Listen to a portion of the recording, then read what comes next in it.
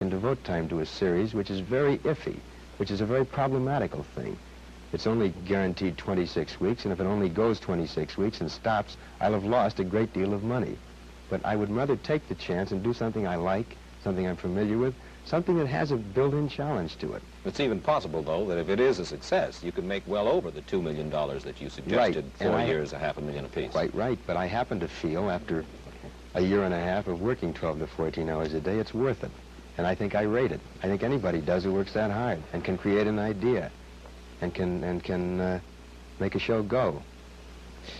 30 seconds. Is television good? Some television's wonderful. Some television is exciting and promising and has vast potential. Some television is mediocre and bad. But I think it has promise, Mike. I think this can conceivably be a real art form. And I stick with it for the reasons I said, and because I think that it can only improve, and can improve tremendously, and I think aims toward that.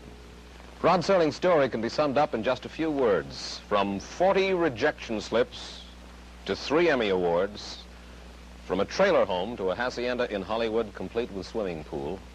It hasn't been a long road, but it's been a hard one, and the last couple of miles have been paved with gold. We thank Rod Serling for adding his portrait to our gallery. One of the people other people are interested in. Mike Wallace, that's it for now.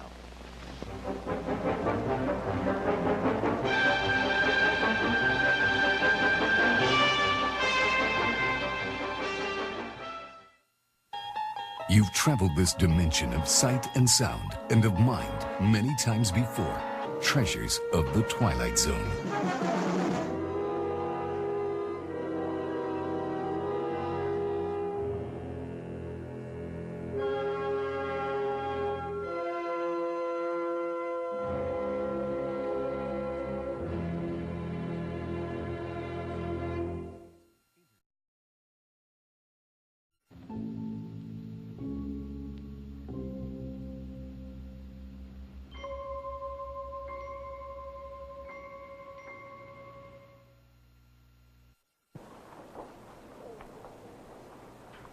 How do you do? You gentlemen, of course, know how to push a product. That essentially is your job. My presence here is for much the same purpose, simply to push a product. To acquaint you with an entertainment product which we hope and which we rather expect will make your product pushing that much easier. What you're about to see, gentlemen, is a series called The Twilight Zone. We think it's a rather special kind of series. Essentially, people watch television to get entertained. And the keynote of this series, the thing we're concerned with, the thing we're aiming for, the thing we're working toward is entertainment. This is a series for the storyteller, because it's our thinking that an audience will always sit still and listen and watch a well-told story. And now that I've immodestly gone on record predicting the high quality of this series, let me very briefly show you what we mean by a special kind of series. You know, writers in general are notoriously bad verbal tellers of stories. We do much, much better behind a typewriter. So I hope you'll bear with me while I tell you about a few stories that happen to be the first ones we're shooting in our current production cycle.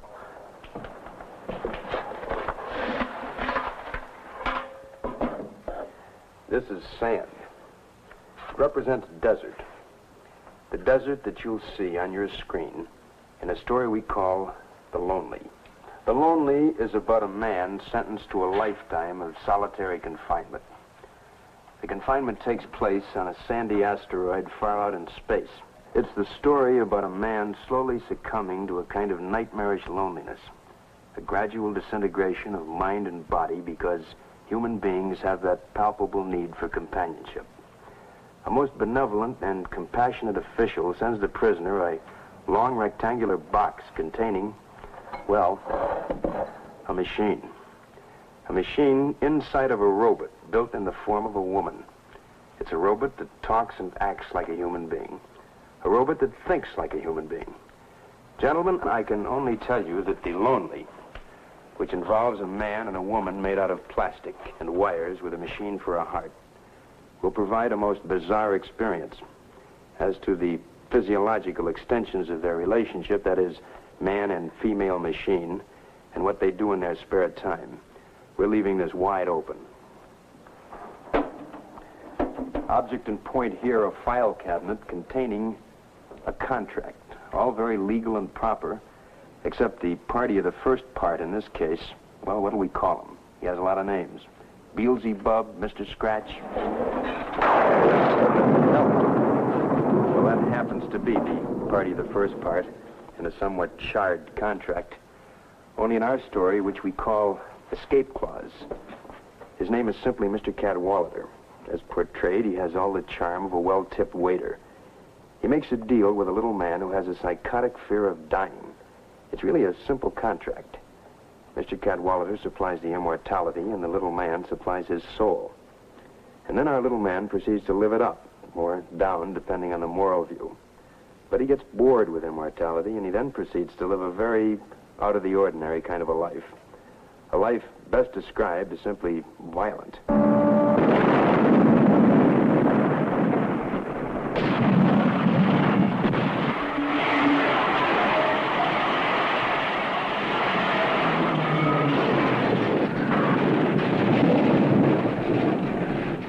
He was so bored with constantly being the only survivor.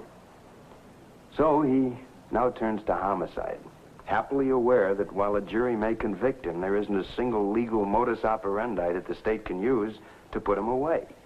A gas chamber? Impossible. They can't kill him. Hanging, electrocution, none of these things are operative in our little friend. He's immortal.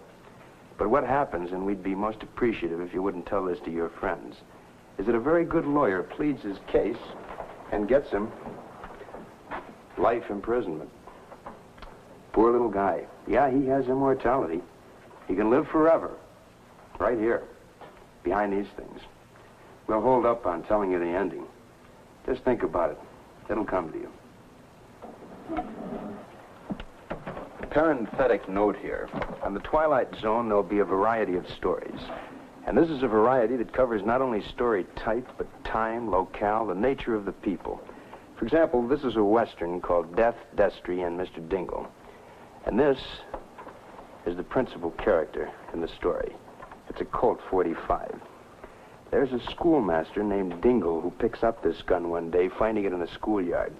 Quite accidentally, it goes off on a couple of occasions. First, it hits a rattlesnake between the eyes at 50 yards. Then it knocks the gun out of a desperado's hand.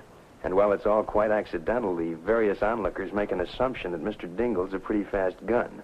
And they start to build not only a reputation for this spindly little dude, but also almost a reverent tradition. And as in the classic Western mold, every top gun in and out of the territory converge on the town, ready to invite Mr. Dingle, poor little Mr. Dingle, who really doesn't know how to use a gun, to a showdown.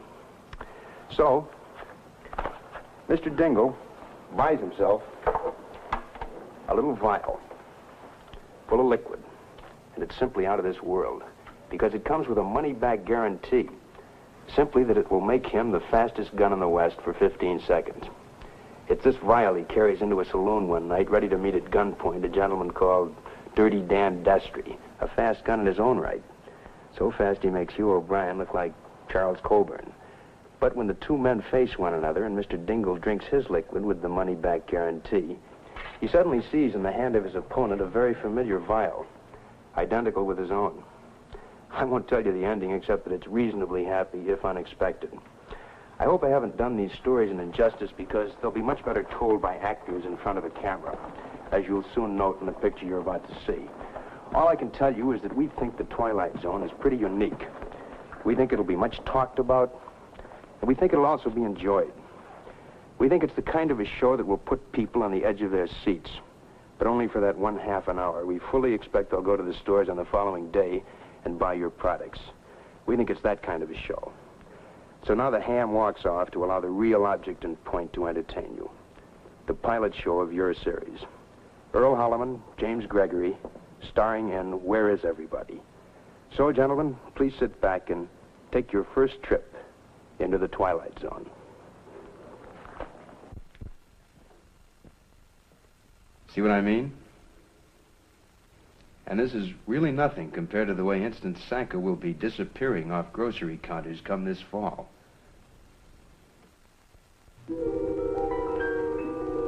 There is a sixth dimension beyond that which is known to man. It is a dimension as vast as space and as timeless as infinity. It is the middle ground between light and shadow, and it lies between the pit of man's fears and the sunlight of his knowledge. This is the dimension of imagination. It is an area that might be called the Twilight Zone.